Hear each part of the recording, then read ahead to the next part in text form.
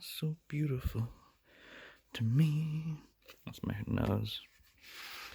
This is the skateboard that I've been skating for 3, maybe 4 years now. Oh, she's so beautiful. Came with these independents on. Everything's been changed out probably since I sent independent or element. I didn't send element. Fuck, I sent independent pictures. Kind of cool pictures of these grease stains that the truck left in here. After I'd taken them off, I thought they'd make pretty cool posters. Skate Deluxe sent me on some stuff, or some promo stuff. I got some boards off some lads in Dublin. Oh, I'm gonna link also in the video. I made this video already, and look at those 2 rollers there. My little nephew and his parents. Get them all enthused. What was I saying? Yeah, I've been skating this for 3 or 4 years, and it was secondhand. And I never realized, I only realized recently, that's not much of a tale. Whoever was skating it was very good at equally not tray flipping the thing to bits, you know what I mean? It's like, razored. And so when I got it, look at this grip tape on this, man. I don't know if you can see the shine. It looks like there's wax on it, which I've grown to like. I can shift around, and I can kind of look at that. That's real bad. It's like ice. And if you see the state of my shoes, Santa didn't get me shoes. They're just as slippy. So yeah, we go hill bombing together. Yes. Yeah, you want to go hill bombing? Some advice is definitely tighten up wheels and definitely tighten up your trucks. That's kind of what I just want to kind of throw into this. 36 years old, and I was skating after I survived 33, and it was kind of COVID. Good luck with that, guys. COVID, or not the COVID, 33. Bones on the front and the indies on the back to create the. Anyway, I was talking to some guy. I wasn't really. I had a dream, Kimia Dawson, and I heard if you start skating boarding or in your 30s, you get pretty bad pains after 1 year. And I've been skating 3. That's a bit loose. So we're going to talk about it a bit. I've been skating 3 years, and I'm only starting to feel a bit of tension on my knees. Yeah. Yo, Spence. What's up, Spence? I love Spence Siemens so much. No way, motherfucker. No way. Yeah, Spence. And, Corgan, so. But anyway, I'm an old man myself, and I thought I would share why it's taken me 3 or 4 years to start feeling my knees. First of all, I start gluing in my trucks. So I got absolute tension. That's why kind of riser pads are there to disperse tension. I start gluing in trucks. See, this is to make the whole board perfect, seal the wood, make it, look, that's so gangly in there. Really make the wood clean and varnish it, and then glue the trucks in. You got really nice. A riser pad wouldn't be the worst idea, but I don't think they actually do take much shock because the bolts going through are taking the shock. So that's why I think the glue will disperse the tension. I was actually even thinking if you put a riser cup somewhat buried into a board, that would disperse the tension. Disperse the tension like an X in a square, and just kind of set into the board. It might have a nice tension palette. I'm trying to get promoted by Powell Peralta and not be able to ollie, like Kevin Harris kind of thing or something. I'm trying to get promoted. Yeah, I want to play in the Powell Peralta rock band, and I'm going to learn all the Tony Hawk soundtracks. And just think about it, pool jams and competitions, or how psyched you get if you were listening to Boom, boom, let's skate and destroy. Boom, boom, boom, boom, boom. And you could request any Tony Hawk song you want. Guerrilla Radio, motherfuckers. Okay, here we go, Guerrilla. There's a lot of switching up to do on this kind of behalf. But yeah, it'd be pretty fucking good. Anyway, Stacey. Yeah, I need to talk to Spencer. Spence. What's up, Spence? Yo. Spence is so cool. What is 825 with the dreadlock board? No way. So I was talking about some people might, oh my god, look how long your wheels go spinning. So these are Bronson Raws on some kind of dated tablets. And I have washers on these Bronson Raws. Bronson Raws don't come with washers because, I'll show you actually there. Bronson Raws are built for all you fucking gypsy skateboarders without a degree in mechanical science. Bronson Raws have a protruding inner barrel. So their inner barrel sticks out. See? And they actually have a washer built into it. They actually built a washer, a protruding washer, because they know none of you gypsies without half a bachelor's degree in philosophy. Sorry. I was really good at mechanical stuff though. I love these. Everybody needs washers. You don't need washers really on Bronson Rods because they protrude. And the reason they do protrude is because nobody uses washers. And you want to keep washers dry. You want no grease. I love grease and slime and stuff. But you don't want any grease on this. You don't want any grease on that. Now, what I'm going to talk to you about is my technique for locking the inner barrel. Now, locking the inner barrel, okay, is good for street skating and vert skating. It's vert, yes, Tony Hawk.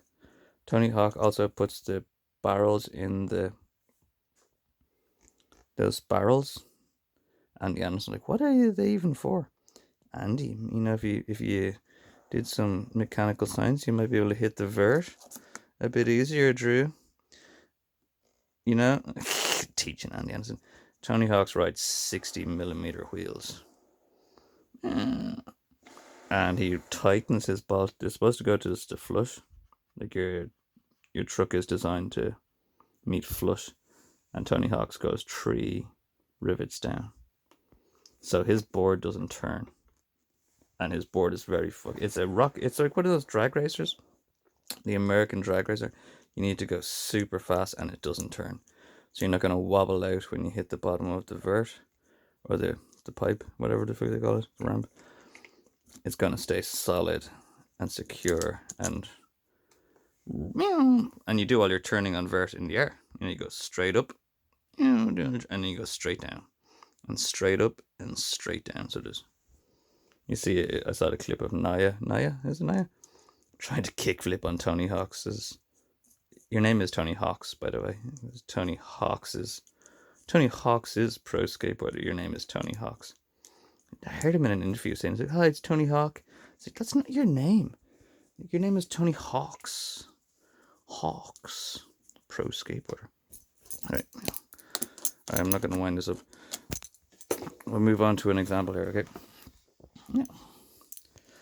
This is my technique. Naya doesn't need Naya series. So if you don't see, look how beautiful that is. Silent. You know, and Andy Anderson.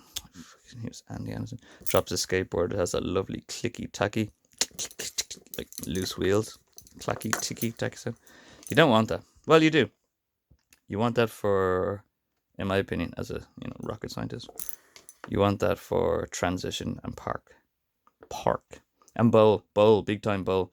You need, so that's the weird thing about bowl. You need loads of carving and arching in bowl, but vert is very straight. But you kind of need, I tried to skate this in a tiny little, I brought it around once to a little bowl because I want to get into a bowl. And it was like a big fucking iron ship. No, it doesn't have that twisty turnability, which I found you do when you get loose wheels. This shit. No, well, not that loose, but you know what I mean. So park skating, I found, and bowl. Maybe not so much transition, maybe halfway for transition. You know what's weird about these Bronson rods? They're really strong. I don't drop like John DiLorenzo. Come on, Macba. But I've realized the casing on these Bronsons are mega heavy. And when you look at the physics, or you start thinking about the physics of a bearing, what's taking the weight, what's taking the pressure, these are designed to drop off stuff, and not break or crack. Wilcox or someone like J Dillo, big drops. I've got no paid endorsements other than Fender. Thanks, guys. Yeah. So this is my technique anyway of locking the inner barrel. See, it's so smooth. And see, this is the sound you know and recognize.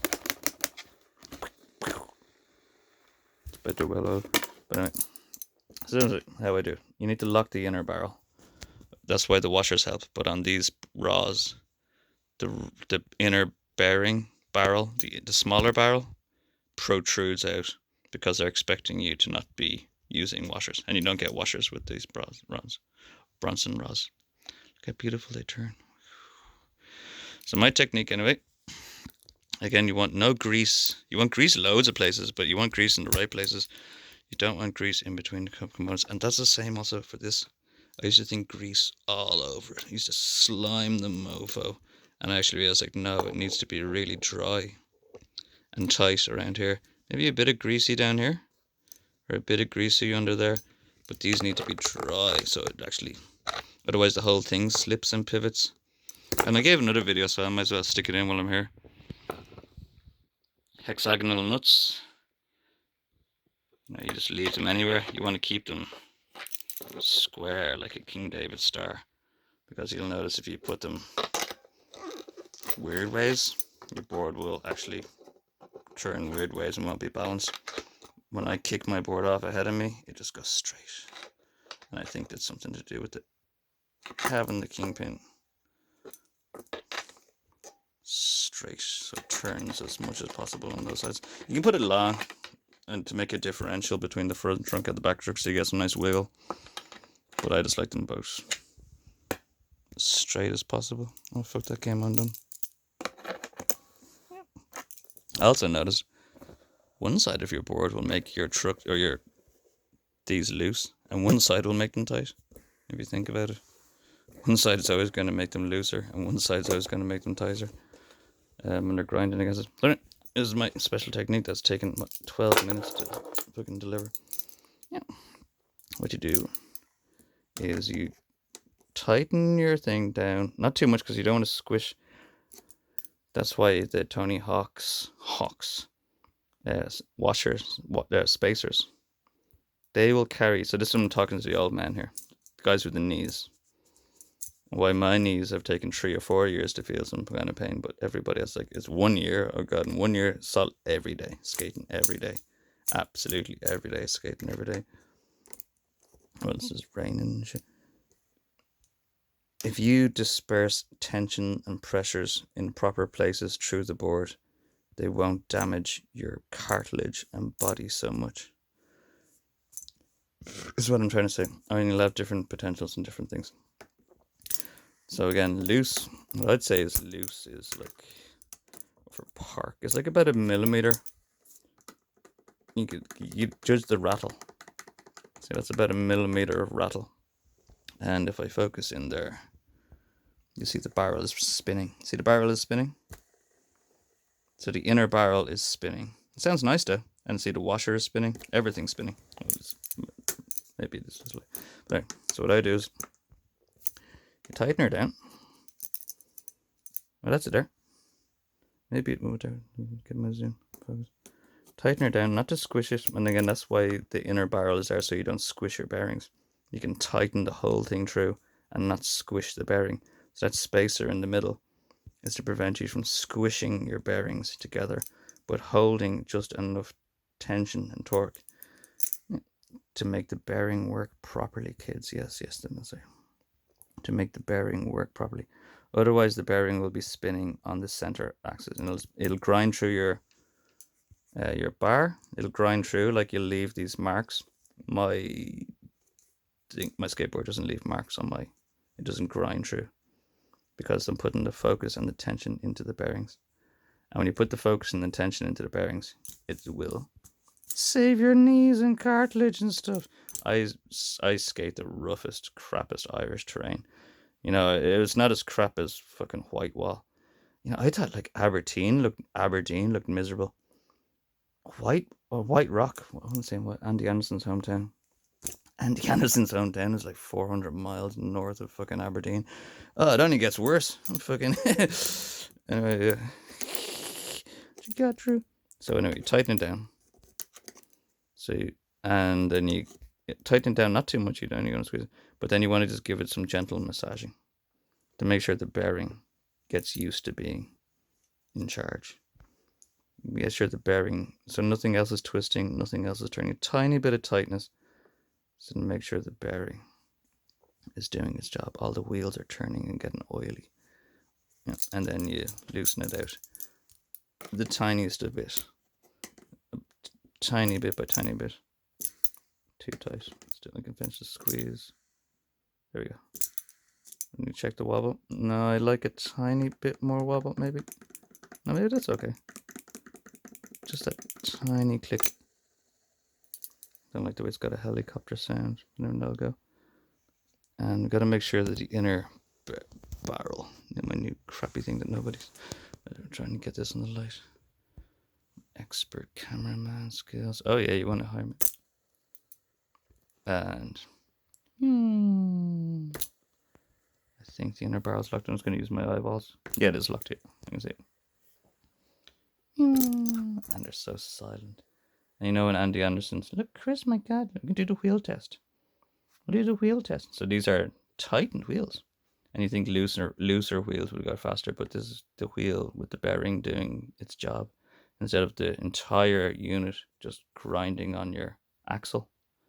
And that's a nice sound. And again, that grinding on your axle thing, it's not entirely grinding axle. There's a slight release or differential on the bearing when you're skating in the park, or you're skating bowl. Actually, I'm not going to slag bowl skaters. I don't really want to be a bowl skater. Skating bowls, oh yeah. But when you're skating in the park, anyway, these Titan ones would be better for vert, like Tony Hawk's sells the spacers and these locks, and I think better for streets because you like ripping when you're going streets and fast, and you want the momentum carrying you. Oh, so beautiful, so silent. No wobble there, is there? So you wouldn't judge wobble by looking at the outside. See some wobble. Sounds like some wobbles, but yep.